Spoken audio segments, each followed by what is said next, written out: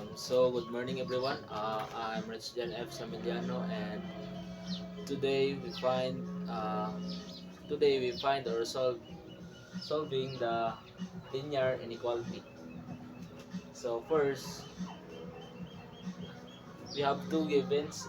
First is 2x plus 3 is greater than 7, and 1 over 3, 1/3 x plus 4 is greater than or equal to 6.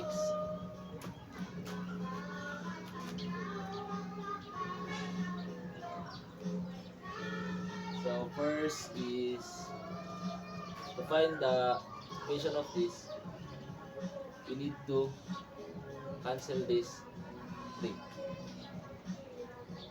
So, paano natin makacancel ang 3? So, minus lang tayo ng 3.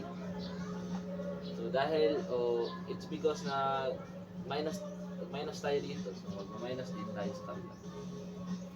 So, ang ating equation is 2x is greater than, kasi na-cancel out na to. Wala na. Greater than 7 minus 3 is 4. So, find x. So, kailangan x na matitira. So, we need to divide both sides by 2 para makancel tong x. Para si 4 divided by 2 is equal to 2.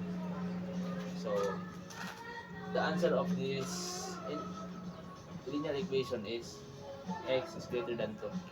So, paano naman kung i-graph lang natin siya? If we graph this, say we have this 1, 2.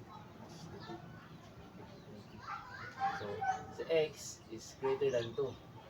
So, dahil kuan siya is open.